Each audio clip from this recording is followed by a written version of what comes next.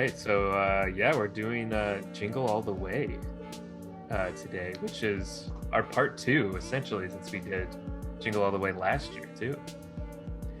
Yeah. I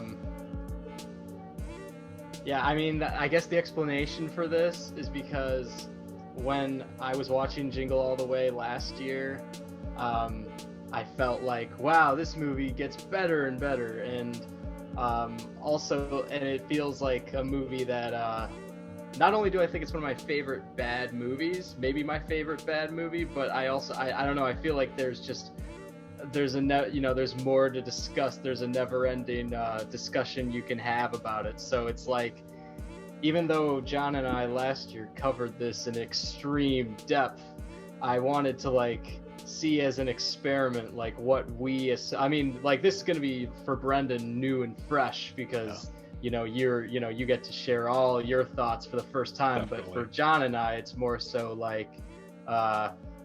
what do we think now? What do we take away now? It's it's an experiment because this movie is so bizarre and it's a layered, weird movie.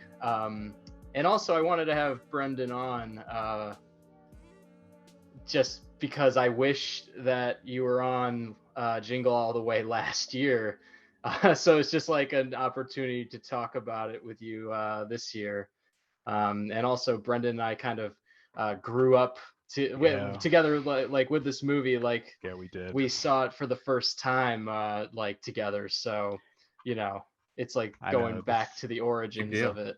It is. It was very similar to when we had the Accepted podcast, because we saw that one, I think, for the first time together, I believe.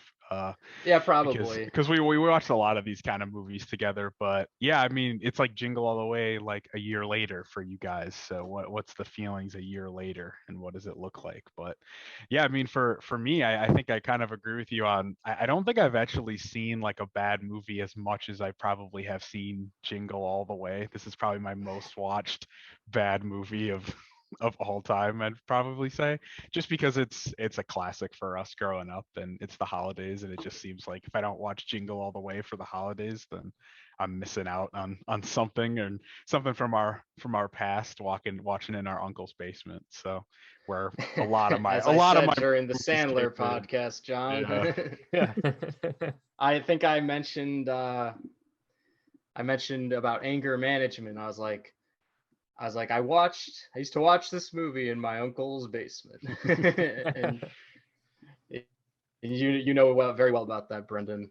Oh yeah, I mean, I feel like half the movies that I watch nowadays and I look back on and laugh, I'm like, I watched this in my uncle's basement for the first time, and I'm like, all the family was there because it's always a holiday, because that was the only time we'd be down there. And so every Jim Carrey movie I ever saw probably started down there at some point. So we probably watched a lot of Arnold Schwarzenegger movies down there as well. I think I watched. We did. Cop was but down I there. remember the first time we saw Jingle All the Way, I was like, this is not like anything. Yeah, right. From any of the Arnold Schwarzenegger movies, and I remember that first watch because I just couldn't believe how bad it was and how bad Arnold's acting was, and it was like nothing I'd ever seen before. And now I've seen this movie so many times that I don't know, there's I'm so used to Arnold's bad acting that I pick out new things. I'm so used to all the bad line readings that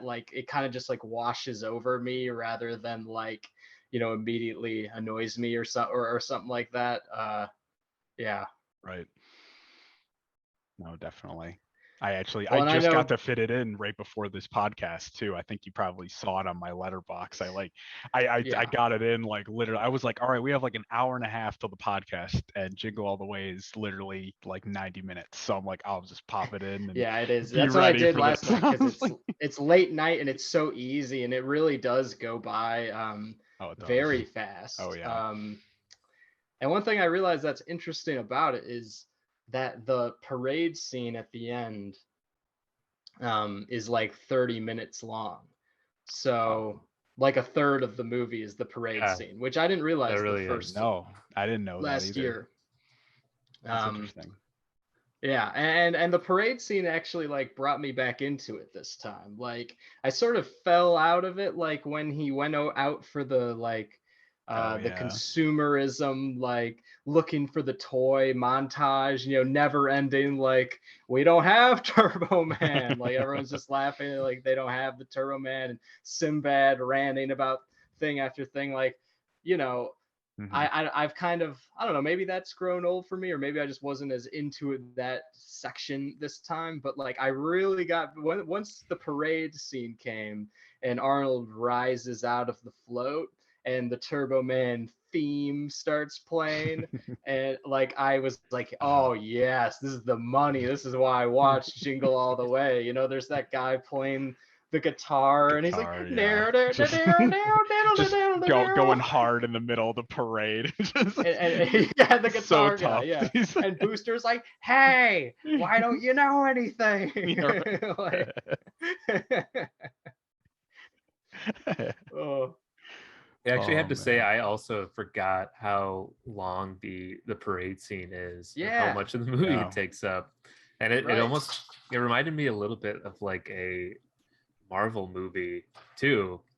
Like I don't know, I kept thinking of especially when Arnold's like actually flying around in his Turbo Man suit, I kept thinking of Spider-Man Mm, with Willem Dafoe as Green Goblin when he's like flying Right, around New York. I was right. like, this is right. very much like some early 2000s Marvel Getting to movie. that technology of, Yeah, yeah, of right. sorts, yeah. Yeah. Right. They have like the animated smoke that's like coming off his jetpack and stuff like that. And yeah, like the goblin. No, for me, I think the thing for me was I forgot that it ended.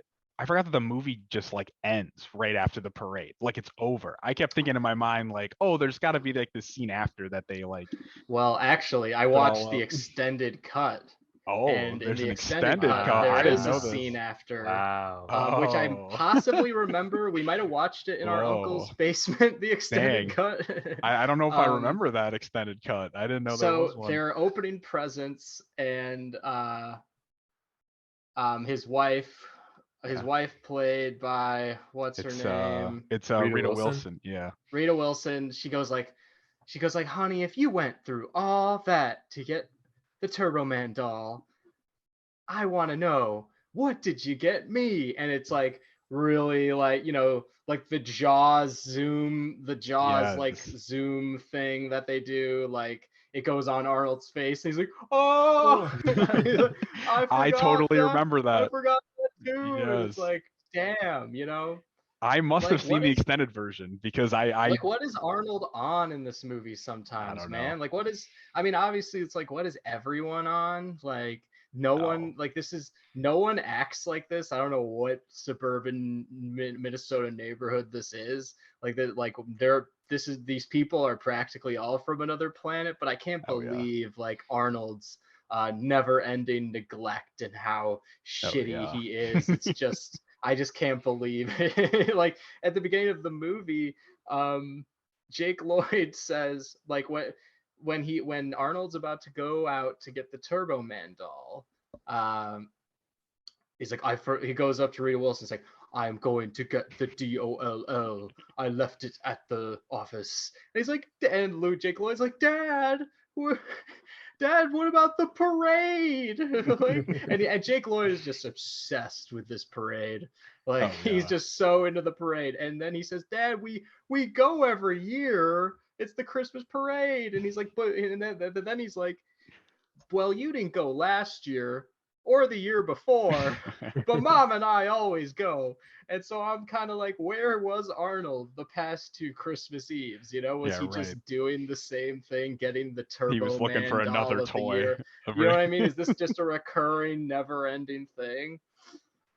But Dick Lloyd's also like what, like 7 or something in this, and he Yeah. says we Yeah, go every man. year as if he's been around for like 20 Oh years. yeah. So if he's missed the past 2 years, and he was like 4 or something the last time he was there. But also, Right. like, Arnold is just missing he's missing his kids' Christmases when he is in the prime, like when his kid is in the prime, like childhood Christmas, he's just missing it all, you know, like eventually he's going to be a teenager and just want like an Xbox for Christmas, or, you know, it's the 90s or whatever game system it is, and just avoid the family. So Arnold's just, you know, he's missing the time where he can really bond with, you know, if anyone, I mean, not like anyone wants to bond with Jake Lloyd in this movie. In a way I get it, but like, it's just very shitty, and I don't know where his head's at, because all he's doing is, you know, is working. Like, the movie doesn't go dark enough and be like, oh, Arnold's having an affair or anything like that. He's just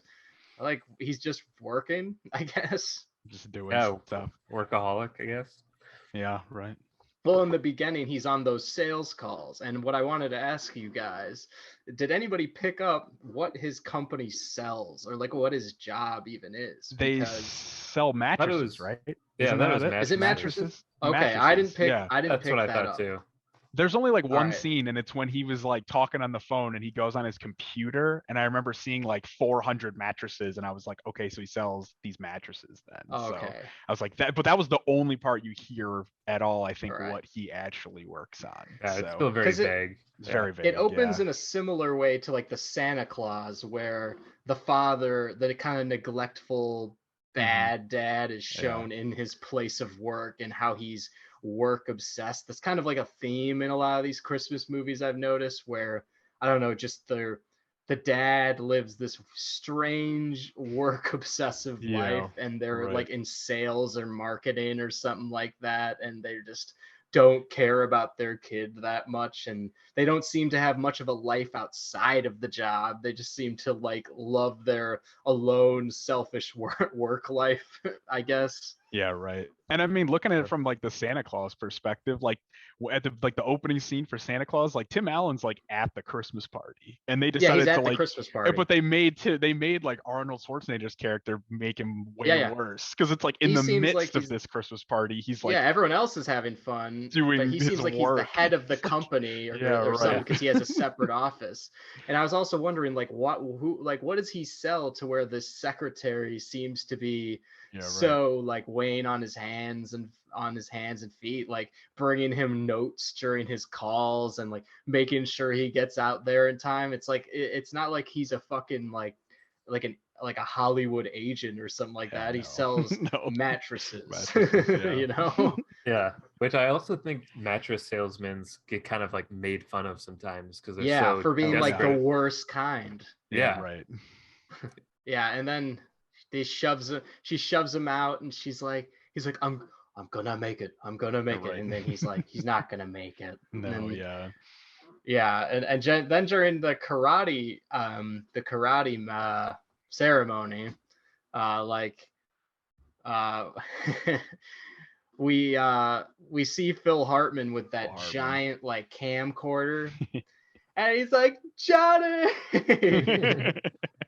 He's got this kid there. It's so great. I love that scene, because that's where we get kind of introduced to like how his character is being hit on by all the neighborhood wives, like because all of the other moms are in there, and they're like, oh, Ted, like, I think my porch light is out, you know, and like they're all being very seductive, and he's like, I have the tool, and he's like still just being the videotape. He's like, sure, Carol, I know exactly what works. Right. And it's like right in front of, like, it seems like the only married mom in this whole movie somehow is like just Arnold Schwarzenegger's wife. Yeah, just Rita Wilson. Because like for the rest of the moms, I don't know if they're married and they're just like hitting on this single dad, but there's like no values among everyone. I'm pretty sure John and I mentioned this last year about how just disgusting all these characters are, like, because later Phil Hartman's kid, you know, has that line where he's just like, yeah, you guys,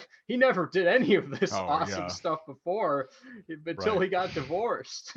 Your parents should get divorced too. It's like, what like horrible world is this, you know? Oh yeah.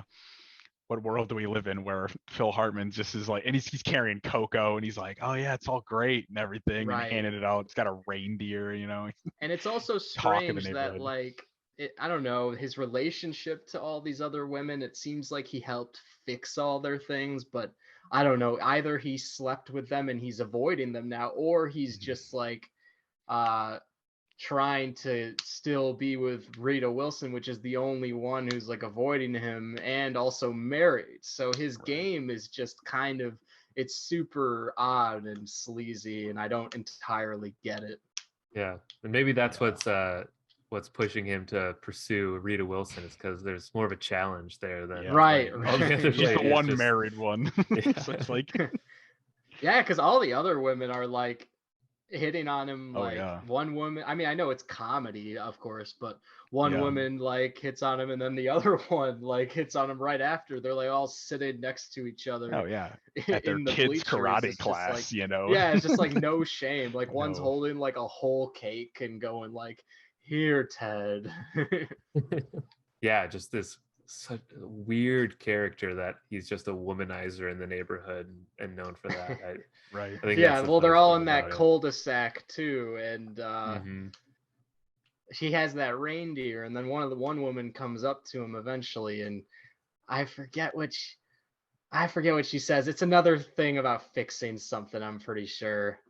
Oh yeah, yeah. Was that, I think that was when they first brought the reindeer up. That the one lady I remember was the one that was like, oh, "I wish all husbands were like you, Right, Ted." Like she like goes on this like right. almost tangent about how all the men in the neighborhood are terrible, and it's like Ted is like the role model for men. And I was like, oh gosh, man. But maybe my favorite Phil Hartman line this round was right before he gets the eggnog thrown on his face. He goes like, "Do you remember that moment last Christmas at the barbecue where you asked me how to marinate ahi tuna? And I told you all you need is Italian salad dressing." I know. It's like this moment that he gets into. He gets into like such a groove in that car. Like as he's like going for her, Yeah, he's right. like putting his hand on her shoulder. He's just like, all you needed is Italian salad dressing. And it's just like it's all such like domesticated parent talk too, but it's really dirty and like weird and sleazy. Oh yeah. I guess after the karate match, Arnold comes home to his son Jake Lloyd, who's avoiding him, and then it's the one scene of where they actually almost the only scene where they act together, and that's why I love it. Because the rest of the movie he's like, pursuing Jamie through his shopping and like trying to make sure that his son doesn't end up like Sinbad, because like as said later, Sinbad's like, my father didn't get me that toy.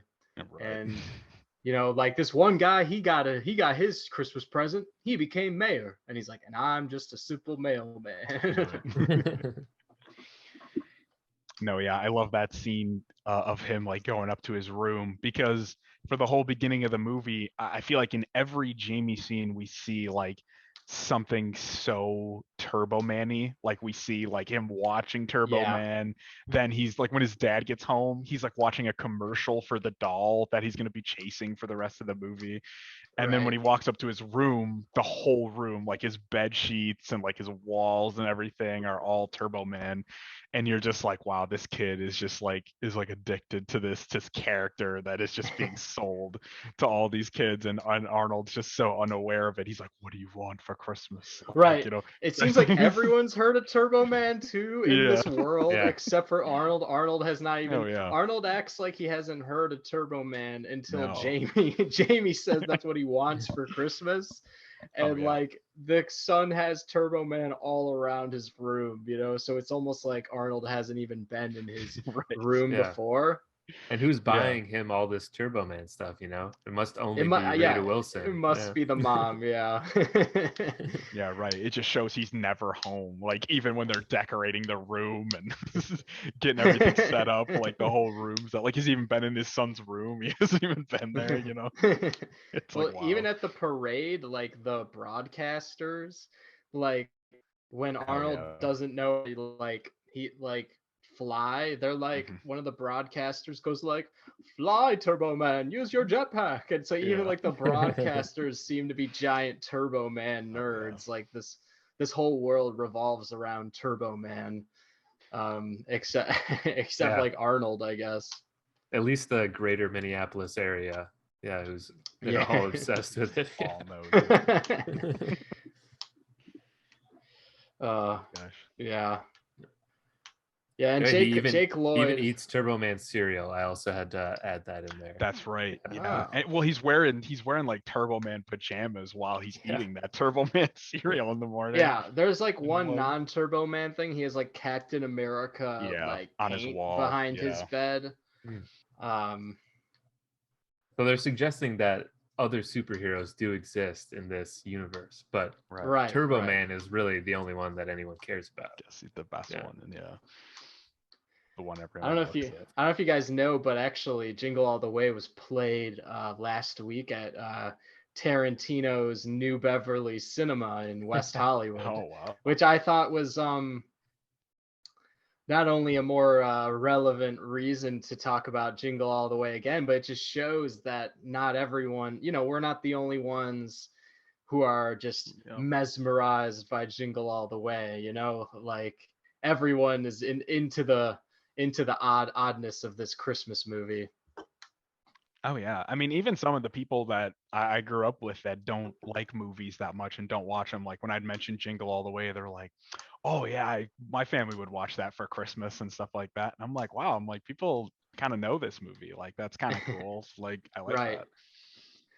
Yeah, some people I'll watch it with, like if some other, like say I'm watching it with the whole family, it'll be say like just me and Jake who are like really into it, and just like the parade scene, just like losing our fucking minds, and then everyone else is kind of like falling out of it because they're like, "Oh, this is so dumb. This can't possibly have any value for me. I am going to, scroll on my phone or iPad or whatever." But I just, I continue to see the value in Jingle All the Way every year. And I remember last year, John, we were like questioning, like, is this a satire or is this just really bad? Or like, is this a failed satire or is it just really bad? And I'm coming closer to like thinking that this is just a satire, because I can't help but think that this is all like unintentional, like bad, like everything, you know what I mean? Like there's just so much going, there's so much like crappy acting and like ridiculous lines, and the fact that everyone is so psychotic in it also, that I can't help but view it as a Christmas satire at this point. Yeah, I know, I agree. Like it's almost trying to be just a satire on consumerism in America, because like the scene at the Mall of so America. Over the top. Oh yeah. Yeah, it's even at like one of the most famous malls you can think of. Yeah, it's the most absurd crowd of people. As I feel like someone famous plays the guy who's using the toy like microphone. How those old tape recorders we used to be able to like record things into, that for kids. There's like the manager or owner of the store is like standing up there and he's talking into one of those to talk to the crowd. Like it's just like little things like that. It's like, so I don't know, it's so to the point that it's trying to be ridiculous to me. And the crowd and how they're all I don't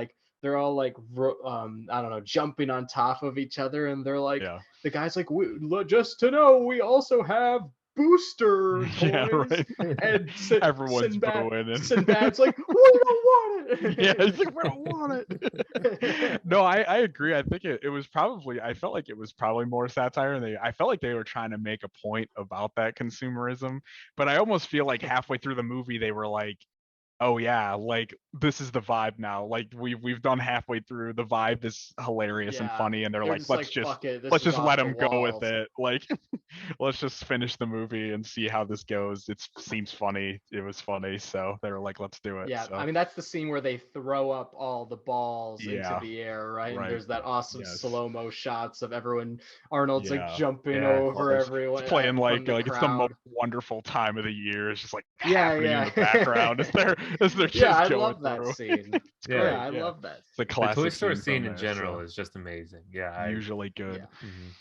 I mean, even the first Toy Story scene that they had as well. I mean, when he first asks about Turbo Man, was like he was at like his local shop, first. Yeah, It was yeah. like, oh Sinbad's gosh. like, "What are you getting?" And Arnold's like, Yeah, right. "One of those Turbo Mans."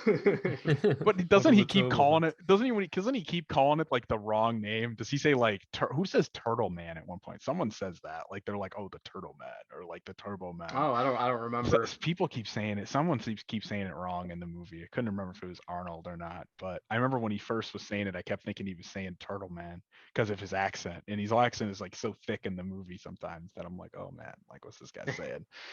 But it was a good scene. Yeah, I like empathize with the Sinbad character more and more when I watch this movie because I feel his struggle a little more, like just because he is like his whole identity, like he is a mailman, and the fact that like he's driving around and he's always carrying around his mail on this journey, like why does he have the mail? Like you're clearly not working today, you're just going from store to store. He Like loses even so when much mail in the movie too. Like there's yeah, so like much even when they're mail. racing to the radio station, like Sinbad's like throwing all the mail out of his bag to like just catch up to Arnold. Like they just, I don't know, it's such a, I don't know, they're just trying to play so much on the working man and like Sinbad's like craziness because of it. Yeah, I mean, he really should get fired as a mailman Right. for everything he's doing, or just Yeah, I mean, go on like when he's not working. Like he's not like he's working 24/7 for the post Yeah. office. So Right. yeah, when the poor guy's like just when he's not delivering mail, he's going from store to store with all the other dads looking for this doll. Yeah. Right. I wanted to bring something up because I don't think I said this last year, Luke, but I have met Sinbad. Oh no! Oh, really? Yeah. In college, I cool. used to book acts for like I was like the president of our campus activities board, and we'd book like comedians and musicians. And at a conference we went to, Sinbad was promoting his friend who was a comedian, and I got to meet him. And so I had to bring this for show and tell for the awesome. podcast. Yeah, that's me It's and a Sinbad. squirrel with sick people. I wonder if you were to like give him a copy of like Jingle All the Way and be like, "Can you sign this?" What he would have Sign said my about Jingle it. All the Like, Way. I should have. Would he have been like, "Oh, I loved doing this," or he was just like, "Wow, I wish people would forget that I did that." Like, it was in Minneapolis too. That was in Minneapolis. That's what? Yeah, that's too even perfect. better. Yeah, I should have asked him about that. Yeah, time, man. Damn. Didn't want to waste his time. He had a bunch of mail to deliver after that. Yeah, so, right. Yeah. I love him, like when he's like, since he's a mailman, he always talks about how he's like, oh, I gotta work on Christmas Eve, I gotta work like the day before Christmas, and I'm like, you're not working the day before Christmas, like you're out here with all the parents, like we're like running around for toys, and he's like, oh, I gotta deliver packages the day before Christmas, and I'm like, you're kind of just around, aren't you? Like you're not doing your job during this time. A lot of people matter? are You're not doing getting anyway. their Christmas presents Yeah, because of Sinbad trying to get his one Christmas present. Yeah, it's really a slow descent for him too, because at the end he gets arrested, and he gives him the Hayden. I keep almost calling Jake Lloyd Hayden Christensen. Yeah. But yeah, and Jake Lloyd gives him the doll, and like I don't know, he immediately accepts it, which is like very selfish of Sinbad to me, like you're gonna like take a kid's toy. Right. And you're still going to jail. It wasn't like they were like, okay, we're gonna let him go. You know, it was like he got the toy, but they still took him off to jail, so he still was going to prison. I was like, oh man. Yeah, it's strange how he's going to jail too, and Arnold is like a hero when maybe what Arnold's done is a little more dangerous even, you know, like the cops even like seem to think that was part of the show, you know. Yeah, right. Yeah. It's Arnold probably definitely committed some sort of crimes while he was well, yeah, he like flying flew around through with like buildings and stuff. Yeah. And also you know, at the end when Jake Lloyd is like hanging from the Christmas tree and nobody else seems to care besides him that there's a child dangling 100-something feet in the air, you know, just ready to fall. But so thankfully Turbo Man Arnold was there to save him because nobody else cared.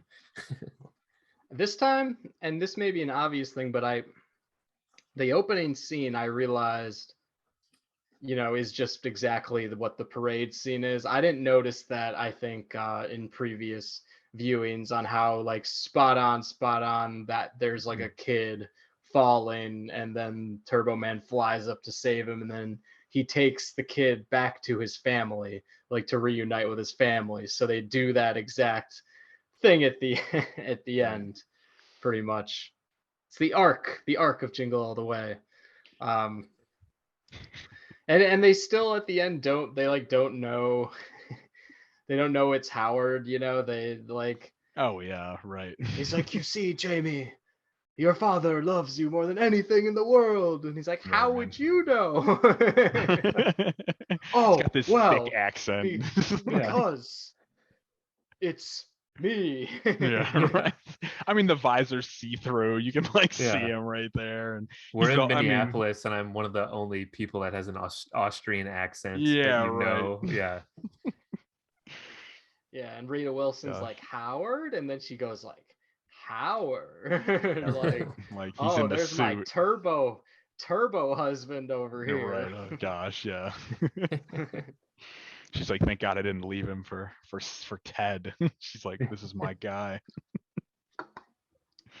Yeah, another thing I noticed is that when Arnold goes to Ted's to steal his kid's Christmas his Turbo Man doll, and then they like discover him in there, Phil Hartman and Rita Wilson. They go in there and he's like it's not what it looks like, you know, and he's like trying to get out of it. Yeah. She goes like, Ted, will you drive us to the parade? And he goes like, of course I will. They just kind of like leave him in Ted's house, you know, like Phil Hartman doesn't even go like, you know, get out. They kind of like leave Arnold in Ted's house. They just like walk back as if like Ted's like, I don't care, I'm in his house now. I'm working on making that my family. Like, fuck this house, you know? Right. And Phil Hartman makes that little comment as they're walking out, like to him, as he's like, oh, you can't bench press your way out of this one, you know? And it was like, it was just like, oh, well, he's just leaving him in his house, and he's just like, I'm gonna take your wife. He's like, the only reason you have her is because you're strong, or something like that. And I'm like, jeez. I'm like, the only reason you have her is because you're strong. Right. And I'm like, oh my gosh. I was like, yo, man. But I mean, then right after he punches his reindeer in the face. Right in the face, yeah. Which I know we talked about last year. Yeah, we talked about the reindeer scene a lot, yeah. What does Phil Hartman say about the reindeer earlier? He goes like, he's like, I'm going to release the reindeer into the wild, and she'll be with one of her own. Nature will take her up. And he's like, how touching, Ted.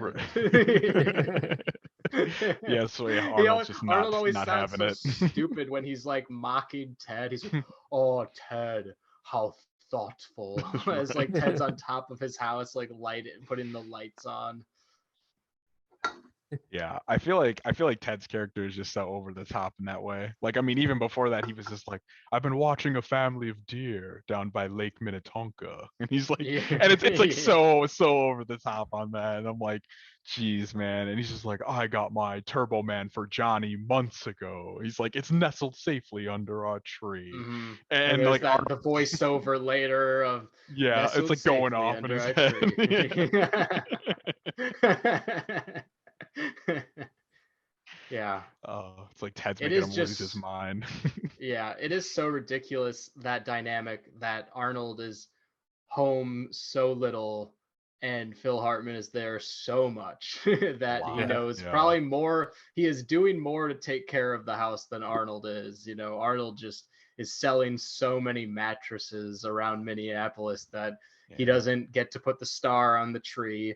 He doesn't put the lights on the house. He doesn't get to Yeah. eat his wife's Christmas cookies. Oh yeah. Forgot about that Yeah. scene.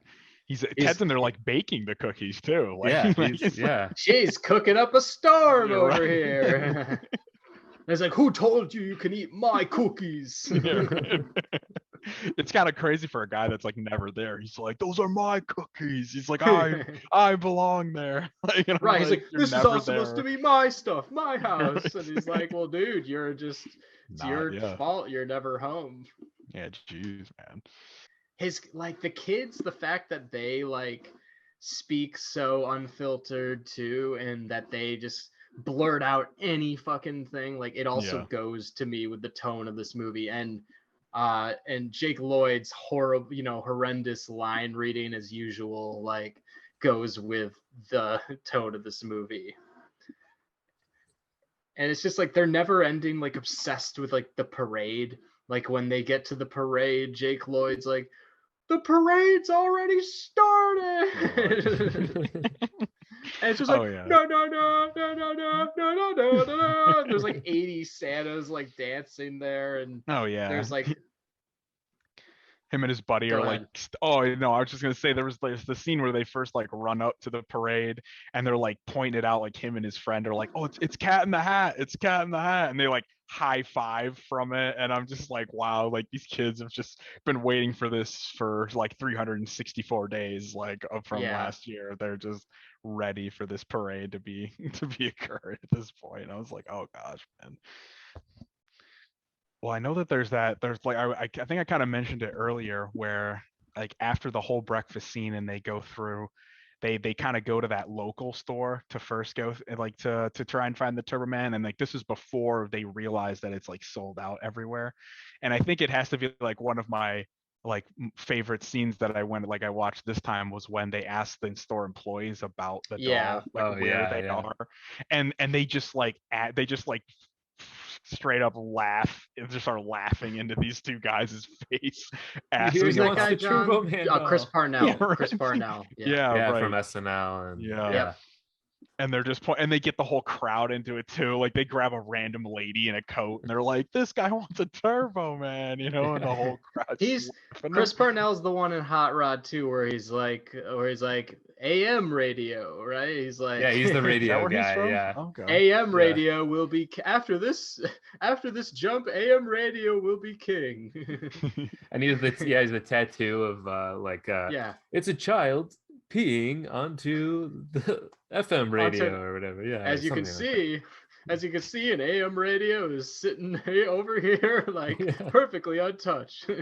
Yeah. He says something like, "I like to The think that." child is urinating onto it. Yeah. Yeah, right. Yeah, and he's like, the urine's going in two separate directions, and he's Oh, like, yeah, that's right. Yeah. implausible, I know, but I like to think he had sex the night before, and a small bit of residue is causing the urine to go in He two describes separate it so much. Yeah. directions.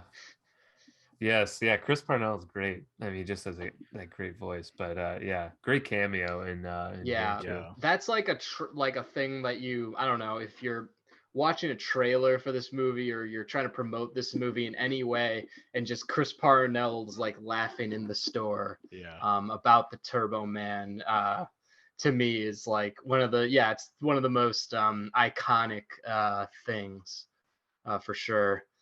We also didn't talk about Belushi and Oh, right. The Santa. like Yeah.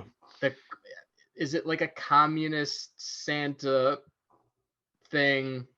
I thought it was like a counterfeit. Yeah, right. Toy I type. think John's on it. Yeah, I think it was like a counterfeiting ring where they would Yeah, just like they fake toys. yeah, they all like run it somehow. Okay.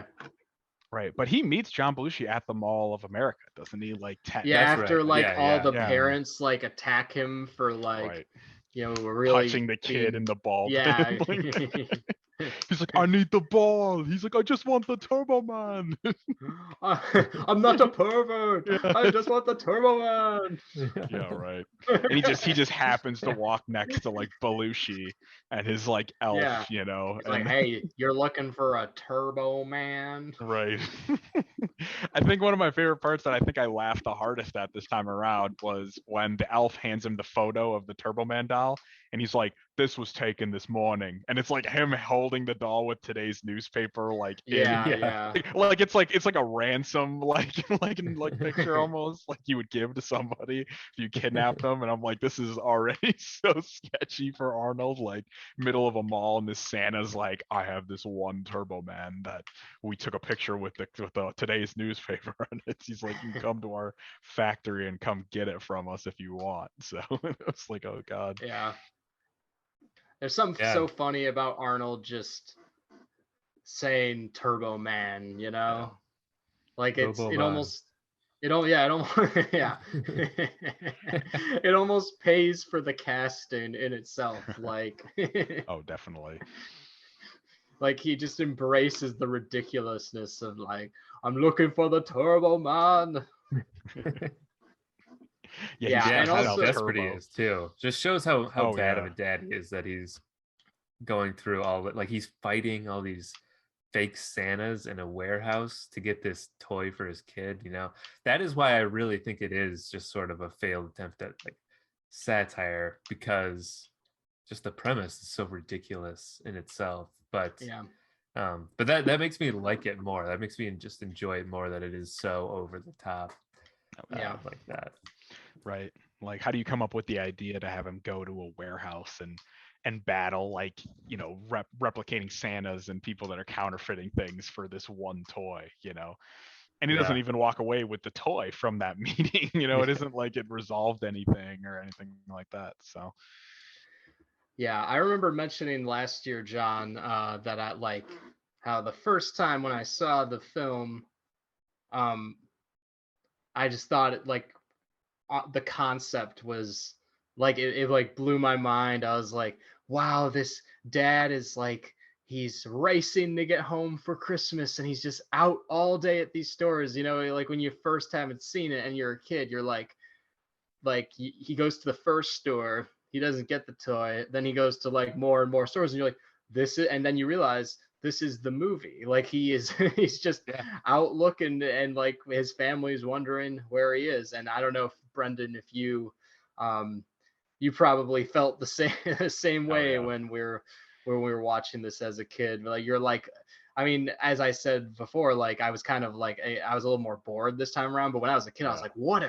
a Christmas holiday adventure, you know? Most definitely. I mean, there was like a span growing up in like for the holidays like that, where when this movie came on, I was like, oh man, like he's going on the search for like the Turbo Man, you know, again, you know. I'm excited for it, you know.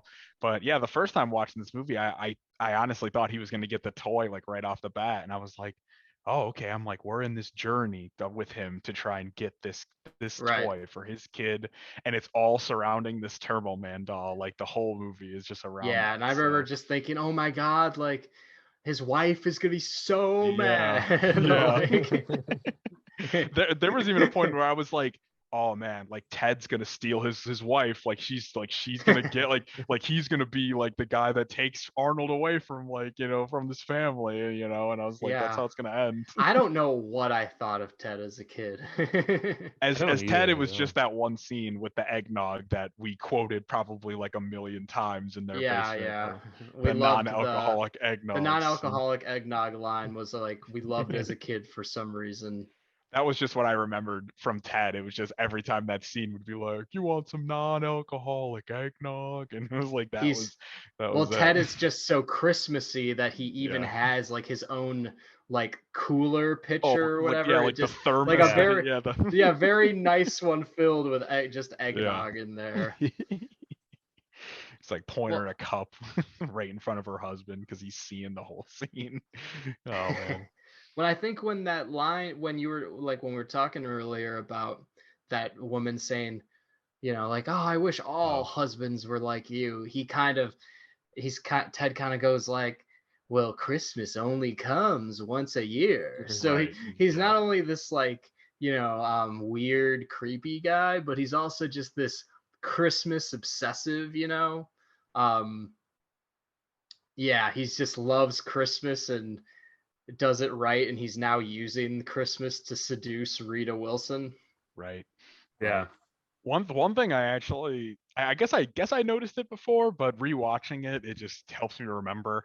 I felt like there was like one scene where we got to see like Ted's true colors a little bit, and that was when he was cooking the cookies like while Rita Wilson was taking like a shower, and he like burns his hand, and he like turns around to the kids and he's like, oh, pipe down in there. And I'm just like, is he like faking this whole facade of like of him being this like super nice dude? I was like, this guy's just like yelling at kids now, and I'm like, he's trying to just bang all these women in in the neighborhood by putting on this like facade of him being this like perfect guy of having eggnog and reindeer and everything. And I was like, man, this guy's it is such an act.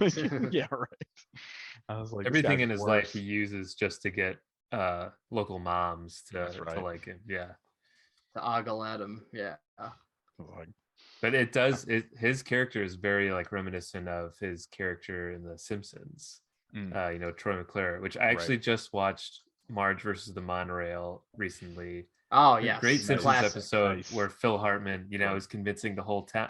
It's like similar thing. He's convincing. How does the song go? He's like, I got a 1, 2, 3, 4, big monorail, and everyone's like, monorail. Yeah, everyone's monorail. Like he literally just like brainwashes the town in this one song. Yeah, right. It's same thing here. He's just brainwashing all the moms in the cul-de-sac to that he's just obsessed with, that he loves Christmas and he's so great at Christmas, and everyone's just randomly excited about the monorail in that episode. And it's a great episode. I think doesn't Homer get like stuck on the monorail and he's just like, woo!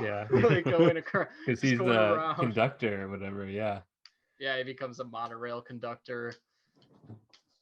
Yeah, that's it's Phil Hartman at his best in both. Well, I feel like there is a Simpson-y side to Jingle All the Way in just how everyone has like Arnold's voice is so like comedic, as we say, like all his like the line. I can't now separate those lines in Arnold's accent, and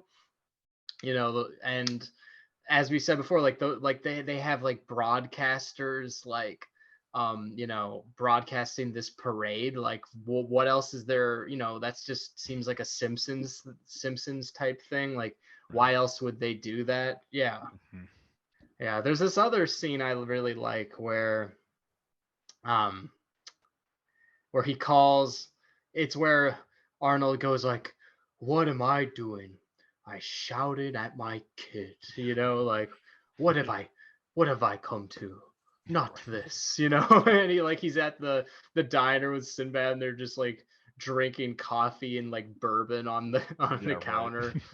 And like when Jake Lloyd like answers the phone, because like I think like Ted's out there showing everyone the reindeer, he answers it and he's like, hey Jamie, and he's like, Dad, I knew you'd call.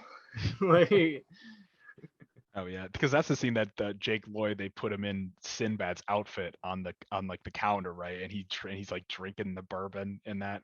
Like, he's like, here's to you, Dad. Here's to you, Dad. Which it's a different time, like, but that is a bold move. Honestly, like somewhat of a family Christmas movie. Like this is not a family Christmas movie at all, but like I feel like it's definitely presented that way for audiences.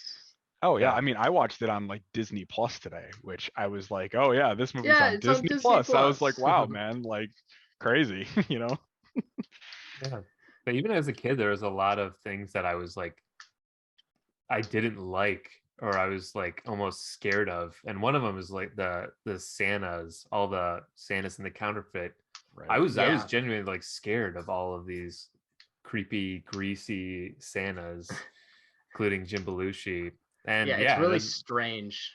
there's so much now that I'm like, man, what did I think of this when I was younger? Because now it seems like this shouldn't be watched by children. Oh Yeah, yeah. I don't know Yeah, what I thought of Jake Lloyd holding up the bourbon. That was probably yeah, something that went, right Right over. over your head, yeah. And I mean, yeah. as a kid, the one scene that I wish I kind of knew what I thought about it was the bomb scene with Sinbad, where he's like threatening the police with a bomb, and he's like, this is a homemade explosive device, and like it blows up, and I'm just like, wow, I'm like, that's kind of dark. I mean, they didn't kill anyone, obviously. I mean, no one died. They just showed him with like that old 80s 90s like blown away hair and stuff like that, but Right, right. I was still just like, wow, like this guy's talking about having like homemade explosive devices in the mail like through this whole Yeah. scene, and I'm like, geez. There's a literal terrorist Yeah, ad in right. this children's movie Yeah, or family movie. Yeah, Oh there's yeah. yeah, that terrorism. package was supposed to be delivered to somebody's house, it's like, And I'm pretty geez. sure that made That's me fucked think up. like, oh yeah, there's just bombs in the mail. Sick people, this Yeah, sick people in yeah, a right. sick world. Like that's like a normal thing. There's just bombs in the mail. I guess, yeah. But yeah, I was surprised when I looked up on Letterboxd where this was going to be, and it was like, oh, Disney Plus, and I was like, wow, this is Disney Plus film too. I was like, geez. That is a So weird one. Yeah, yeah, they Yeah, must have yeah, just gotten the rights. yeah, must I'm have been sure. them. So I was like, oh, great. Yeah. I will also never get tired of the theme, the Turbo Man theme. Oh, It actually, yeah. it makes me really, makes me light up, Uh, like, even I realized this time around, that the karate match, even at the beginning, has the Turbo Man theme, Really? playing. Yeah, like when Oh, I'm pretty sure it is, like when they walk out and everyone's just, all the parents are just oh clapping yeah. at all the kids, and Jake Lloyd's there in his like yellow belt or what, or green belt or whatever. Like, yeah, it's the Turbo Oh, Man that's funny. theme. So it's, yeah, Turbo Man's just soaking through society pretty much. Even at this local gym at the karate tournament, is playing Turbo Man theme songs. Yeah, and I Yeah. remember I mentioned this line last year, but I'll say it again, where Jake Lloyd's like, he's like, purple was important to me, Dad. It's Right. one away from green and three before black. It's such a kid problem to have. Like, he's like, I'm It- so close to this. Oh gosh. Yeah. Yeah, I forgot like with the whole belt thing, and then it gets brought up again, like when he's talking with his dad about, he's like, well, he's like, I saw yellow. He's like, I was there for yellow, and he's like, but you missed oh, does blue, he? and it was like, yeah, because he was talking to him. I think it was right after that, or he was just like, I was there to see your yellow belt, and he was like, but you missed blue, and I was like, wow, so this dude's missing like more karate tournaments too at the same time. And I was like, gosh, this isn't the first one that he's actually not made it on. I almost like too that they don't go into they go into his job as like little as possible, like for all we know he started that company, but it's just that one scene of him on the phone and he's taking care of business, and it shows like he just sees like the call with his wife is like just another business thing, because Yeah. it's the same like tone, exactly. Right. Ends it with Mhm. like, "You're my number one customer." Yeah. I'm going to make it. You're my number one customer. He's just in the zone of calling people about mattress stuff. Oh man. Yeah, I mean, if it was a decade later, Arnold would have had a BlackBerry and would have had the Bluetooth headset pretty much. Right. Um, Mhm. yeah, and like Rita Wilson, I don't know like what else she's been dealing with, but later, it does build to that final straw with him where she's like, Howard, I've been listening to your version of the truth for too long now.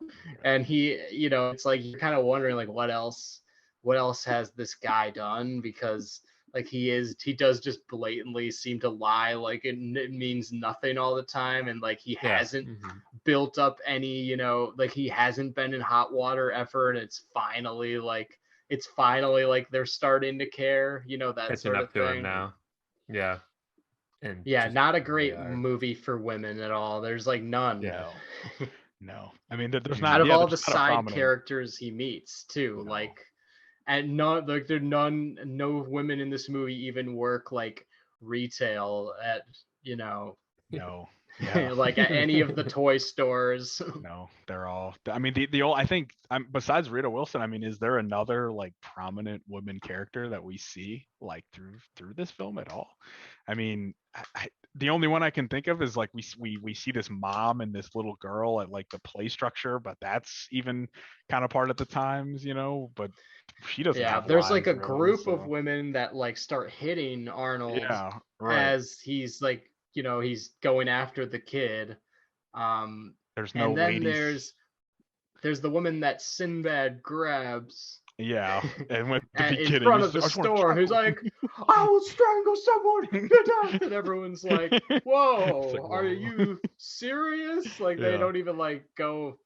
They never talk about it again. Isn't she's the They're same like, one that ends up having the turbo doll at the like when she's driving away, right? oh yeah, yeah, Because yeah. Oh yeah. they're like, oh, the lady in the fur coat, and like he's just like, you shouldn't wear fur, and he just like puts her away. I was like, oh, Yeah, it's the yeah. same You should lady. wear fur. Yeah, right. Yeah, we really don't meet another. I don't really think we meet another female character that has a lot of lines besides the women that hit on Ted. So that's about Because it. Sinbad, like from the start, he's like, what are you looking for? And Arnold's like, one of those turbo mens. And he's like, let me tell you, this is all a conspiracy. Like right from the start. Yeah, he doesn't even talk about anything else. Like it's just right into he's like just suck the children's minds out. He's like it's corporate greed, like craziness that he just spews out. I don't know how much you guys both watch. I assume you guys have seen some Seinfeld, but Yeah. Newman in Seinfeld, also a mailman, goes on these very extreme rants about like conspiracies and within the system of the post office, and so it's like, I don't know, Sinbad's kind of doing his version of like a Wayne Knight thing in it to me, which I think is funny. Like, I don't know, it's like a 90s view of the mailman thing. Now it would be like Amazon workers and their conspiracies. Yeah. Yeah, right. Yeah. Yeah, I don't think I know any mailmen or Amazon delivery people, but you know, I'll have to check in with them if I ever do on their conspiracies. You see what they think. Yeah. I'll see if Jingle All the Way and Seinfeld are accurate in their representations. Yeah. Well, there is an episode of Seinfeld where Kramer, he decides to be a Santa for the holidays, and there's the little person he's famously Mickey in Seinfeld. He's also in Jingle All the Way. He plays Belushi's elf, and he's also in Seinfeld a lot. And in the Seinfeld episode, like Kramer, while he's like working at the as Santa, he starts like learning all these like communist ideas from like Elaine's boyfriend, because Kramer feels so, he's like, wow, I am beat from like this job at the mall as Santa, and he starts learning all these communist ideas because like, and starts buying into it all because he's had like, he's like, I've had so many kids sitting on my lap all day. This is not right. Like they're, and he's like, and there's no benefits from the job. Like it's just pretty funny. And I don't know, it has a dark like underline thing in a similar way that like Jingle All the Way does. Yeah, and that guy. Well, okay, so in that Santa scene, I just remember, this is kind of meaningless, but Vern Troyer, who plays Mini-Me in like the Austin Powers series, is also in there. Yeah, Oh, man. He, I yeah, they have remember two that. different little people in right. this, which I also think is something that they probably would not do again, is have a little person play an elf in a Christmas movie, especially not. for kids. But you know, in the 90s, that's definitely like a big thing, especially Well, having yeah. in that fight scene they like throw both of them like across the room. Oh yeah. Like, One takes a punch and goes like across yeah, the he room goes just into flying. Yeah. Well, yeah, it makes perfect sense. Why not? Because it's like basically saying to a kid, yeah, the all the little people are actually elves. Elves Like and that's how we Santa, should Yeah. view them. right. Yeah. And And then isn't it out the funny move. when you could just punch them and they fly across the room? Isn't that Right. hilarious? Like that's Right. Right. And like the sound that like he makes when he gets on top of him is like this like kind of almost like a squeak, like he's like "Meow," and I'm like wow, and he hits him and he's like whoa, and I'm like oh dude, like that was pretty bad that they had him sound like that too. I'm like, that's terrible. Yeah, well, and then the movie Elf actually like plays on all those tropes like incredibly. Right. Like maybe like the best scene in the movie for me is Peter Dinklage's scene always. Like it's just what I look forward to the most. That's great. Yeah. Yeah, well, he's like, I got a couple ideas I'm especially psyched out of my mind about. Those kind of I just ideas think, were just yes. like yeah. One of those that makes you say yes. And they're like, oh. Yeah, it's like they're all intimidated by him. So yeah, Oh, it's yeah. it's not like a typical. Yeah, he's just such a successful children's author Yeah. that he's Like- able to be like, I need the interior of that car to be 71 degrees exactly. His two like writers like having their big pitch to him is like to bring in this guy because it's this guy's we so think much we better. bring in that guy. We bring in Miles Finch. Miles Finch. And they're clearly such like hacks too, because after he leaves, they're like, let's just steal his ideas. Like we found this in the conference room. It's like his notebook. It's great. Oh man. It's like we're gonna start with the family of this peach or something. Like it's like all fruit based or vegetable based. Yeah. It's like no great vegetables. scene. Too vulnerable. Yeah, no vegetables. He has just this weird. He has all this. He's been through this process so many times. He already knows like when you're writing about vegetables, what doesn't work. Right. No farms. No farms. Yes, that's right. Yeah. Everyone's doing small town rural. It'll just be white noise. Yeah. And I think unlike Jingle All the Way, Elf has that like the mix of adult humor, like it balances the adult humor while it also being very funny and accessible for kids. When Jingle All the Way, there is just, it's just so much confusion for the kids. And I remember when I was watching this as a kid, I would laugh a lot, but it would be more about like, it would just be more because it's so off the walls and ridiculous, and I don't understand anything that's happening really. Like I don't understand the point, Sinbad was yelling a lot, and I remember that being funny, but I remember not understanding anything about what he was talking about because it's so adult. Yeah, definitely. And I mean, I remember being younger and like I remember a lot like from being younger and like watching Elf. Like I think I kind of got the premise of the movie and why it was funny and everything. And then it kind of just got better as I got older. Like I was like, oh, this is still like a really good Christmas movie to watch, And Jingle All the Way, I was like, oh, this is bad, but it's classic from my childhood, like that was kind of the nostalgic made it good. Yeah. Well, I think before we wrap up Jingle All the Way and I maybe branch out into like other, like I want to ask Brendon a little about other Christmas movies, because I know, Brendon, you watch a lot of Christmas movies, which man, John and I haven't as much. So I don't know. I think, in wrapping up Jingle All the Way, I guess like, I don't know, Brendon, you and I have watched this a lot. We have as kids. It's been a big part of it.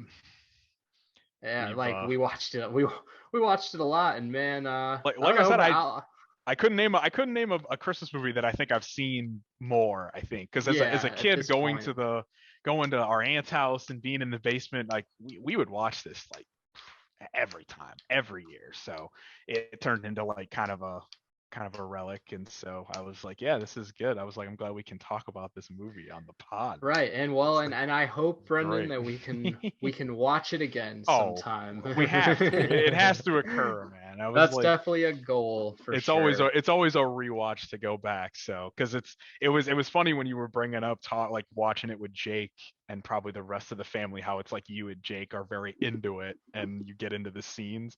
For me, it's like my parents and my sister, they're like, we take it or leave it. And I'm sitting there like, oh, it's turbo time, I'm like, it's great, I'm very into it. Yeah. So I need some And other John, people I that hope, John, we were able to like hit things that we didn't hit last year, maybe like now we've gone like, I don't know, we've covered Jingle All the Way 200%, you can say. So there's like Yeah. there's I mean, nothing else. I think last year we went, we really went like scene by scene, almost line by line on everything going through. But here we had a much more like high level, just discussion of what Yeah. this movie is. And Right. yeah. definitely. I think my so appreciation I hope, is only growing more for it. Yeah. So well, and so I hope if like people who are listening / watching, if you have seen Jingle All the Way a lot, that this will only like benefit and I don't know, further enrichen your relationship with Jingle All the Way, because now there's we are I don't know, we can be considered one of the main sources for Jingle All the Way Great content. information, man. Yeah. Yeah. Talking about your favorite parts from that movie is always the best. So skipping. Right.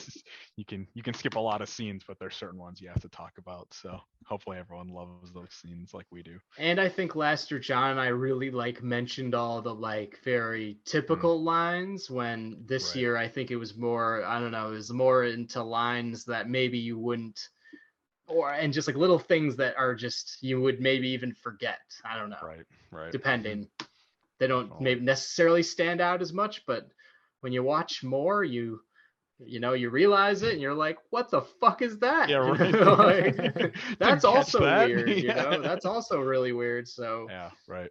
Yeah, that's, I don't know. Definitely. The explanation for covering this is the only movie we've covered twice. We've been doing revisits for a year now, and we have revisited a lot of films, but this is the only one we've covered twice. So I hope this, I don't know, shows why we decided to cover this movie twice. Shows how nostalgic it is. Yeah. There's so much to dissect from this movie. So we couldn't do it in just one episode. Yeah. And we needed to bring an expert. Yeah. Love the holiday movies. So as soon as I heard Jingle All the Way, I was like, I'm very into it. So it's great. Well, what are some of your other like go-tos? Yeah. Good or bad, the ones you just have to. And what else have you just watched this year? Because I know your Letterboxd. My Letterboxd is packed this year. Your Letterboxd is listed a lot with your Christmas watches this year. It is, man. Yeah, I think I'm on 17 films now. So for Christmas movies, so wow. I've been gunning through them a lot. I think Luke probably last, because I think I talked about it before. But like sometimes I'll be like, at work, finishing up work, and like I'll be working on stuff, and in the background I'll just have like Christmas movies going on. Something that's just mindless that I can watch. I think Luke, you probably just saw this, but I went through all 3 of the Santa Claus's movies just in a row, because they were all on a Disney Plus. So I was like, oh man, like the trilogy's there. Like I got to get through this Tim Allen. That's one that the podcast needs to cover for sure in future holidays, because I have a lot to say about the Santa Claus. The Santa Claus definitely is one of the most bizarre movies ever, and yeah, it's insane. I try and revisit it every year, because like I remember the first time ever watching the Santa Claus just being like, wow. And growing up with like the trilogy slowly coming out was great. So the movies pretty much got worse, I think, as they kept going, but I was just like, yeah, they're classics for me. So I was like, those had to make the the list at the end of the day. I'll steal a line I heard from another podcast because it's just so funny. Because I was listening to a Santa Claus commentary last night while I was playing Age 4, and It's great. And the one of the guys says, Bernard looks like he sells weed at like a medieval times. Bernard, yeah. They're like, Bernard Yeah, looks dude. horrible. He looks like he sells weed at a medieval times. Yeah, right. He's got that curly long hair, and he's got like this weird outfit on from a Renaissance fair. It's looking like a crazy elf guy. Yeah. So what else, Brendon? What else have you watched? Gosh, what else have I gone through this year? Well, I mean, there's a movie that I've turned now, I think, into like one of my more classic movies for Christmas. Is I watch Klaus every year, which is Netflix's the animated the animated film. I will die on this horse until someone finally listens to me that movie was snubbed for animated movie of the year back in 2019, because Klaus is really good. Yeah, it was great. Yeah. It won a lot of awards at different festivals, and I remember the first time I watched it was just, I think, randomly in my room, like all by myself. Like I was just like, let me pop this on, and I fell in love with it. I think I watched it like 4 times that first Christmas when it came out. So that's one of like my favorite ones to go to for animated Christmas now. Oh God, what else did I go through? Oh, I watched HBO's original 8-bit Christmas for the first time this year. They just came out with it. It was oh man, what is his name? Neil Patrick Harris. And is that a series? No, it's just a movie. It's just a movie. And it goes back to like the 80s when Nintendo first came out.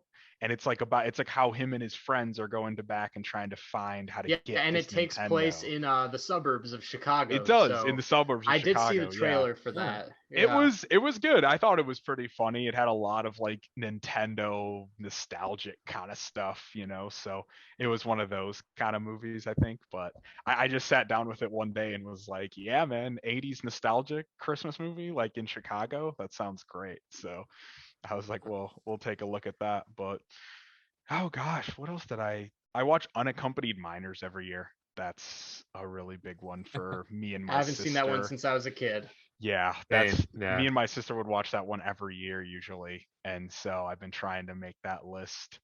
But besides that, I think I've gone through a lot of them. Happiest Season has turned into one of my favorite Christmas movies now for watching, which is Kristen Stewart. Came out recently, right? Yeah, I think it was last year, 2020. I think it was during the pandemic. Kristen Stewart, Alison Brie, Aubrey Plaza.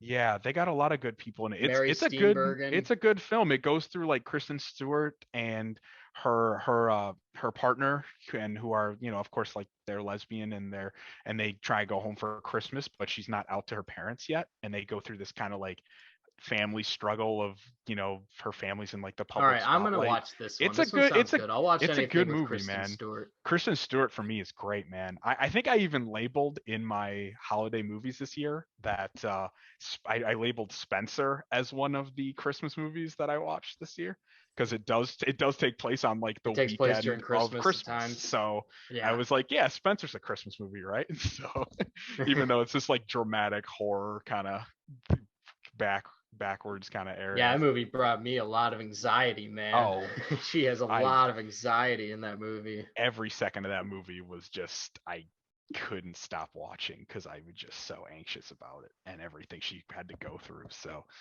made me realize Kristen Stewart is just probably a lot better than I always thought that she was growing up. So because Twilight movies ruined her for me. So I was like, but now Spencer and Happy Season and a lot of other movies she's done have definitely brought me back. But yeah, man, I gotta start watching some Christmas movies with New York in it, because I'm off to New York next week on Friday. So I'm off there for a week. So that's a cool place to be around the holidays. I've never been there for Christmas, so that was my goal this year, is to go for. We're going from the 18th to like the 23rd, so we're gonna be there pretty much up until Christmas Eve. So it's gonna be nice to be there for Christmas. So. Oh, okay. I didn't know it was awesome. Then. I thought it was like this weekend. No, man, it's gonna be. You still got some time. Yeah. We leave the 18th, and then we get back the 23rd. So it's gonna be pretty much. We'll be back the day before Christmas Eve. So The airports are gonna be nuts. So that's something I'm looking forward to. It's gonna be terrible, man. I'm already not excited. That's the only part of the trip I'm not excited for. Is like I've never traveled. I've never been on a plane around Christmas time, and this is gonna be the first time. So it's gonna be an experience. So we'll see how it goes. And I assume a lot of people might be coming to New York for Christmas, so it's gonna be a backup. But it'll be fun. It'll be a good time, man. I'm looking forward to it. I think there's some like 2021 movies we can talk about real quick before we wrap up for the year. So it's probably best we do that, which is also good to have Brendon on again because you watch a lot of those. I'm the new movie guy, man. You're the new movie and Christmas movies. That it got to me this year at one point. I think it was this week or maybe last week where I was sitting there and I had seen every movie in the theater and I was like, I'm really wanting to go to the theater. And you're like looking across the billboards and you're like, man, I've seen it all. There's nothing left. I even looked like for movies back in Lansing because I'm like, if there's a movie I haven't seen in Lansing, I'll drive down there to go see one. And there legitimately was Does not. Lansing have any movies? Dude, that's the only place that they show some of the indie films that I went. I had to drive to Bay City to go see Belfast this past weekend. So I was like, that's what that movie's called, right? Yeah, Belfast. What's that again? It's a black and white film that was directed by Kenneth. Oh, what's his last name? Kenneth Branagh. Brendon. Yeah, he does like I guess in Ireland there was like a fight between the Catholics and the Protestants that like brought communities apart, and so it's like that, but through the eyes of a child. It was an interesting film. I actually did enjoy myself. So I don't think my girlfriend liked it very much, but because it was long and it was we were in a bad theater too, but it was a good film. So I enjoyed it. Before I forget, John, I want to bridge the last episode here to this one because I watched some. And I mean, like, I don't know, kind of like this much or like that much of Blended on television. On it was like a Saturday morning, and it was like which is like the perfect time for like a Sandler movie to be on while you're like dragging through the day and like procrastinating getting started on something actual. And I was like, hey look, it's Blended, like. We did the Sandler episode like 2 days ago or something like that. Man. And it was one of the only ones I hadn't seen. And so I was able to I guess my biggest takeaway from Blended was I couldn't believe how much the resort in Blended feels like you're more so in the animal kingdom in Disney World than you're actually in Africa. Like this resort is so nice. It's so decked out with like sculptures of like animals and stuff like that. It's like, but it's like so like Wisconsin Dells and like Disney. It's like, wait, this doesn't even feel like we're in Africa. Like I was expecting like an authentic African safari thing, but we get this like Disney like Americanized African safari thing. Yeah, but I do have to say though, there's no easy way to say this like humbly or whatever, but I've been to Tanzania, which has looked somewhat similar to where they went in Blended, and one night we got to stay in like a fancy hotel and it looked a lot like that one in Blended. Oh wow. Yeah, right. So I think there's like that tourism aspect in it's like authentic. Like, they're actually like that over there for like the Europeans who come and on vacation go on safari. Yeah, it's very like over the top, like right. Like, yes, you're in Africa. It's like Disney. So magical. Yeah, the look hotel at these lions. They're so friendly and fun. Yeah, the hotel tries to make it look more like Africa than like Africa. Yeah. Right. Yeah, there's like all these like pillars with like snakes, like snakes on the pillars. It's like holy shit. They're in this huge breakfast buffet, like yeah. It's all hotel-y. It's insane. Yeah. Doesn't Terry And Crews also, come in and he like yeah, He Terry does, Crews yeah. comes in, dances or he's like, something? I did not, Yeah. and it's like, damn, He's poor like Terry Mr. Crews. Papadopoulos. Oh my gosh. Yeah, whenever Terry Crews came out to do like a dance number, like with his Yes. like crew of African guys, and my mom like just kept, who was like on, who was the main one watching the movie, and then I like tuned in. She was like, "Isn't this sad?" Like she just kept like watching as like Terry Crews is doing that. Yeah, what did you think of Blended, the bit that you caught? Yeah, man. I mean, it seemed decent, like nice vacation movie. It was weird how like um all the kids like all of like all the like the girl who looks like a guy sort of thing. Like there's his son who looks like Oh his yeah, daughter who dresses like a guy Yeah, and or she's something played like by I forgot that. Bella about Thorne, that. isn't it? It's Bella Thorne, isn't it? That's who plays Is her. it? Yeah, it Hmm. is. It totally Wow. is. It's like a Yeah. young Bella Thorne, I don't though. know. It was weird. It was like all the kids in the movie were like switching genders or something. Like they're like, oh shit, like it's like a funny thing where they're like, oh yeah, she is really a girl, Yeah. but she Yeah, dresses you're like right, that. Brendan. Yeah. Yeah. Yeah, Bella Thorne. She was like a young Bella Thorne, though. And I remember when I first watched that movie that I was like, wow, they're really like making Bella Thorne like look like a guy. Like I was like, I like wasn't used to seeing that. And then all of a sudden they changed it in the movie, like Luke said, they like changed her gender back, and I was like, oh wow, this is a nuts thing. So 2021 movies, though, that's enough of Blended for me. I just Blendon. mainly wanted to mention We I talked just mainly about the wanted to one mention part the where like, hotel. That's yeah. really that's the main takeaway and I really only watched Yeah. like 15 to 20 minutes of it. We'll do Um, our full revisit episode of Yeah, Blended of soon. Blended. So yeah, yeah. yeah, so really what I'm saving it for. Yeah. But Oh I did go gosh. to the theater a bunch of times in the past couple weeks. But like I do want to talk about a movie I watched at home because Brendon's here and I know you've seen it too and you like it, is King Richard. King Richard, Uh, yeah. yeah, the Will Smith, Serena Venus Williams story Yeah. about their father who pushed them to be the greatest tennis players ever.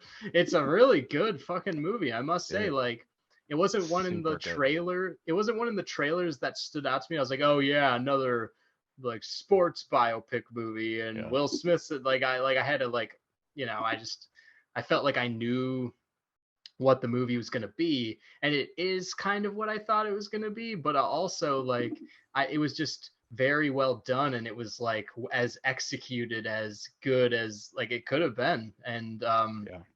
I was so into this movie. I thought it was so yeah. good. Yeah. Most definitely. Yeah, I agree with you. I mean, it's pretty high on my 2021 list. I've really actually enjoyed Yeah, me too. that movie a Yeah. lot. Which is I unexpected.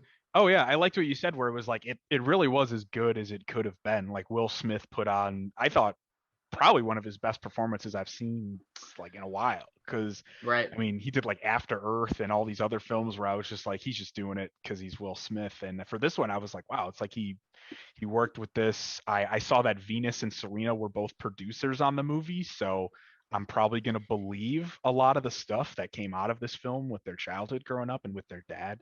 So it was cool to see. And I honestly didn't know a lot about Venus and Serena's younger selves, at all. No. So this was really cool to see, and I thought even the kids like did really well too. Like they were Yeah, the kids do believable really as well. Even like kids, the and- guys who play the tennis like Oh, prodigy yeah. coaches, like the high scale Yes. tennis prodigy Right. coaches that coach them, like they're so good in this movie. They're Like I really couldn't good. believe it. Like, yeah.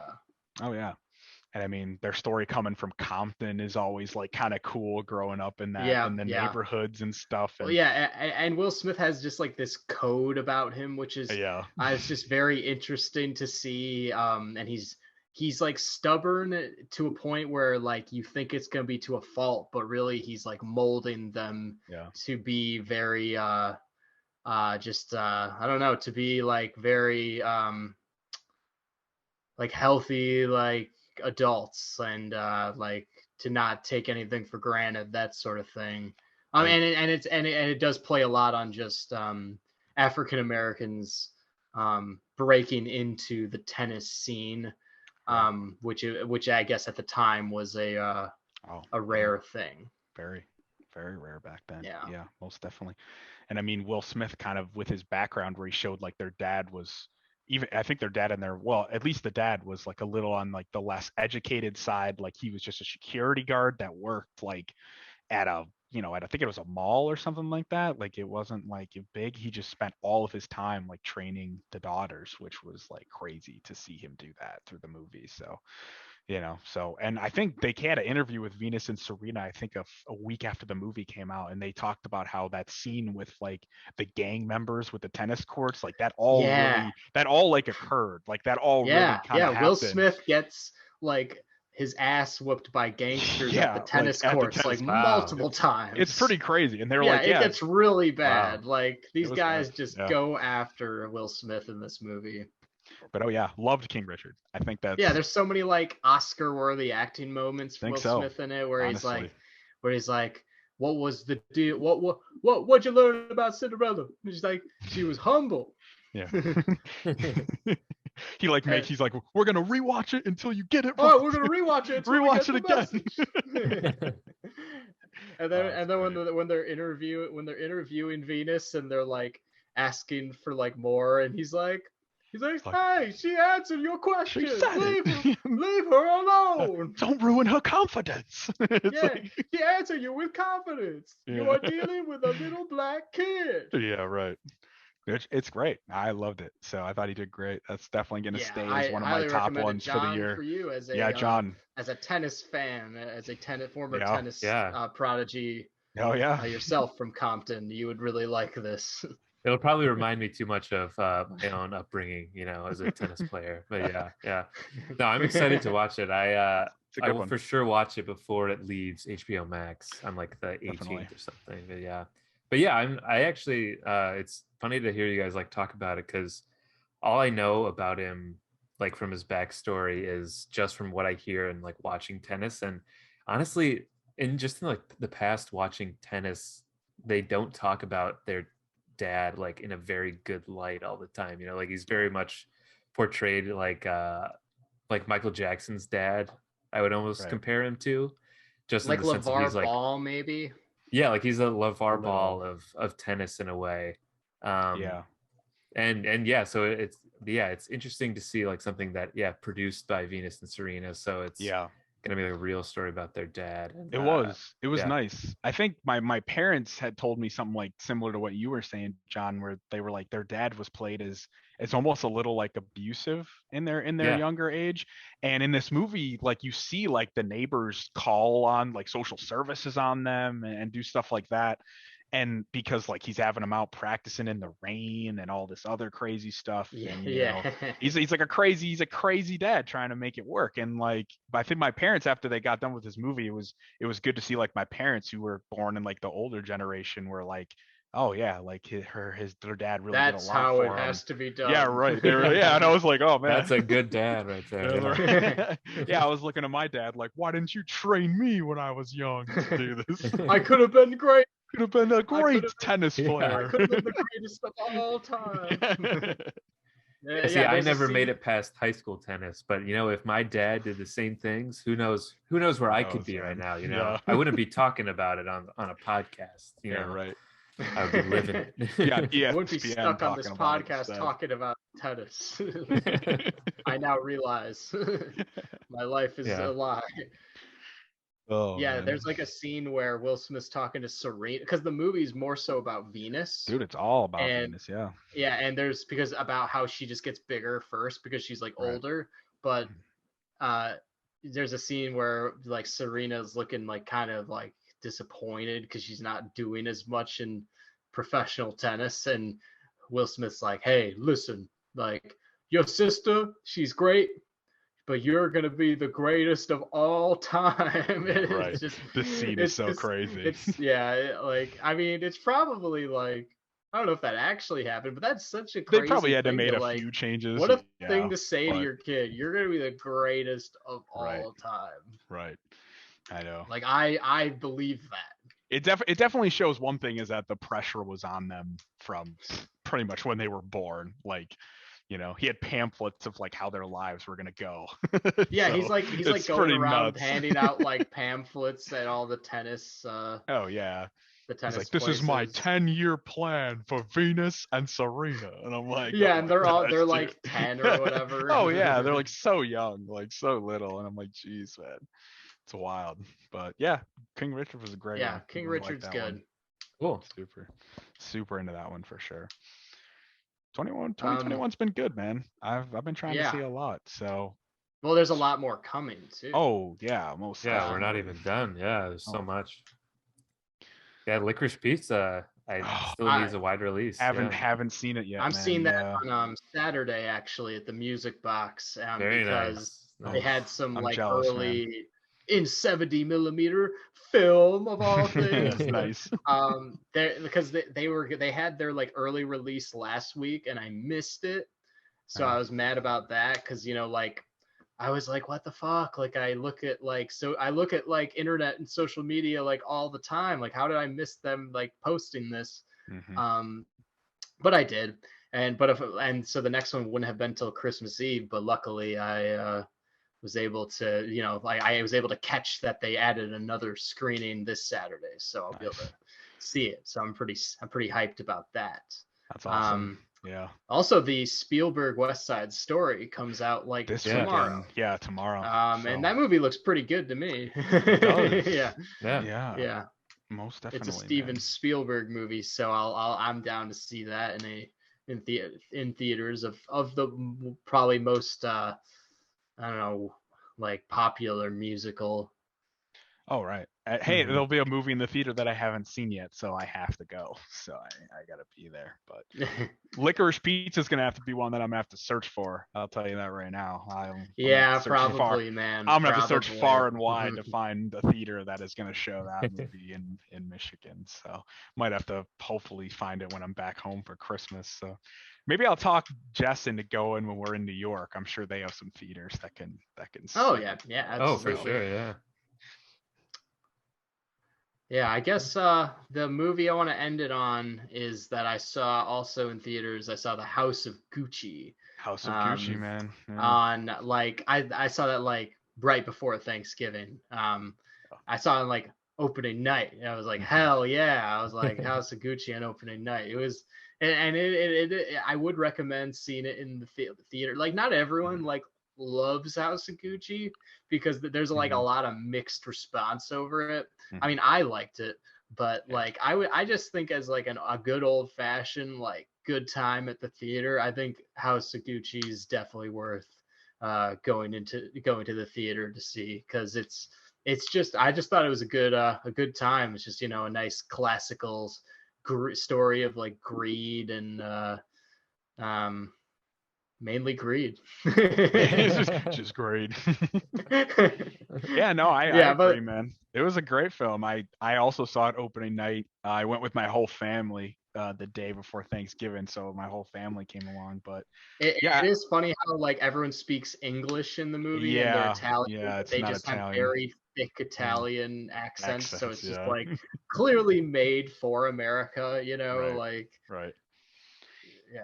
Yeah, I would have loved to have seen it done all in Italian. That would have been a pretty crazy film to see if it was a pure Italian and Gucci film. I enjoyed just like all the same cast. They have to learn.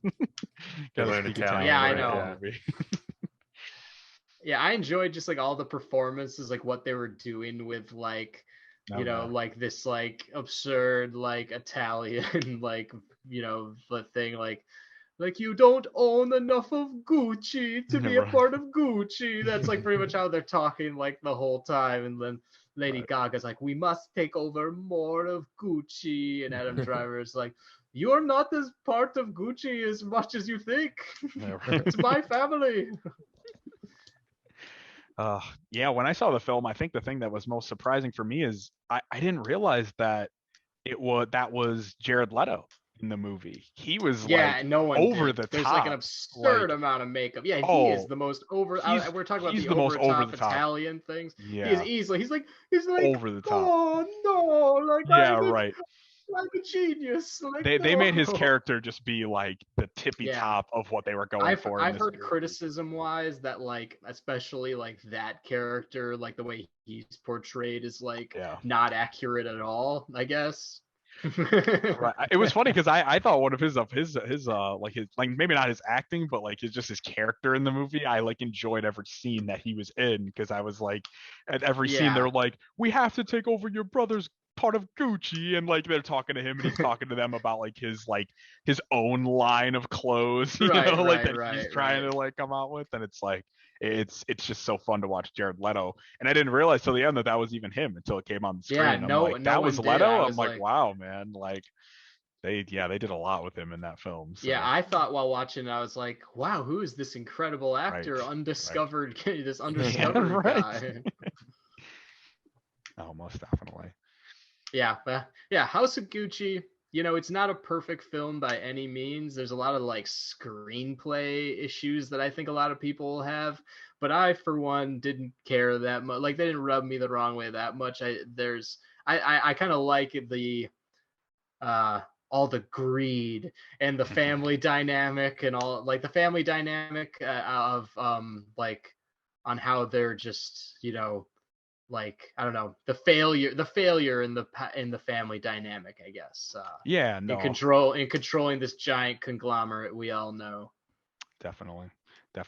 And I think it made it fun to watch like Lady Gaga's character being on like the outside of Gucci. Right. I like to watch her like trying to get into Gucci. Like, she wasn't born in Gucci or anything. And she was like, now I'm just trying to be a part of this like Gucci lifestyle now that I'm in it, you know. So it was kind of cool by that dimension. And of course, she wears a lot of incredible things in it, and everyone. I mean, the wardrobe department is just on fire in this movie, and so it's just like it's great to see on a big screen. Adam Driver has these awesome giant glasses, which I like too. I love, I made the mistake of looking up a few of the items that they had worn, like in the movie. Like I looked up like Adam Driver's the shoes with the peel under it. Yeah, man. I looked up that. I looked up the white sweater that Adam Driver's wearing at the ski resort just to see. Oh yeah. And I was like, I could rock that sweater. Photo. You've probably seen that photo. Yeah, John. everywhere, you know. Oh yeah, I love that photo. Carly and I were actually talking about recreating that for a Christmas card this year. Oh, that'd be awesome. Card, but because we're going to Colorado, where there may be snow in the mountains, where you can take one in the mountains. Picture. Right. I have a bigger nose too, so I can kind of resemble Adam Driver a little bit. You know? There you go. We really need to work on that wardrobe though. So yeah, send us any links, Brendon, if you found anything on this. I did. Unfortunately, I think it cost more than like 2 months of my rent, so I was like, that's not gonna work out. Might have to go to Salvation Army and find something close knit to it or something like that. Well, nice. Well, I still need to catch up on all these new movies that you guys are talking about. But I have watched like all 8 hours of the new Beatles documentary. Yes, I saw that. I've been meaning to get on that, especially since I have my Disney Peter Plus. Jackson goes really hard with those documentaries, man. Yeah, you can tell once he finished The Hobbit, now he's finally doing like these like passion projects almost. Right. It's awesome. Yeah, these like documentaries. Yeah, I've heard it's kind of like it's showing that the Beatles were like, even when they were breaking up, they were in like in peak like awesome creative place or something like that. And that, I don't know, Peter Jackson's even trying to tell them like that they were remembering it wrong. That's what I heard about it. Yeah. Well, even like, I think Paul McCartney and Ringo didn't remember everything that happened because it was so long ago. But it's really cool, and it shows like their creative process behind their last album and like the friction behind them, but also it shows like how much they had each other's backs and like cared for each other too. Yeah, I don't know. There's so many different levels to it that it just blew my mind. But yeah, I highly recommend watching that documentary. Luke, I know just from knowing you, I know that you would really like it. Yeah, because I like the music documentaries. Yeah. They should make a documentary of when we were in Mitch Preston's drum room. You know, that was our Beatles. That's when the real band broke up. All right, guys. I think that's Well, all I have to say about movies from this year. I will certainly have a lot more eventually when John and I, when we after John and I move both heavily far away from where we currently live, we will start podcasting again. But we have some things to do first. Yeah, we'll take a little hiatus, but then we'll get back to it. Yeah. Yeah. But yeah, this is probably our last one of the year. Maybe we'll have a rerun. Yeah, no, it absolutely is. So thanks for joining us again, Brendon. Yeah, it's good to have you here. John. Thanks, Brendon. Luke, for letting me come on and talk about some Christmas stuff and of course the 2021 and all the recent movies, because that's what I do. So it's my job now. Yes, you're our 2021 movies correspondent. Love it, man. I'm gonna have to rewatch Spencer soon, so just to get the anxiety going again. It's because it's a Christmas movie now too, so I think the new goal should be for everyone to try to fit It's Turbo Time into daily life in the most normal possible way. Mm-hmm. I'm gonna end all my like find where it actually fits into daily life. Find your turbo time. Like say you're loading gas or something like that, and John, you're sitting next to Carly, and instead of saying all right, I'll be right back, I gotta fill up the tank, you say it's turbo time. It's turbo time. And fill the tank. And then we could take off, and I'll go, now this is pod racing. I'll fit in a classic Jake Lloyd line. When you after you fill up the tank, you get back, now that was pod racing.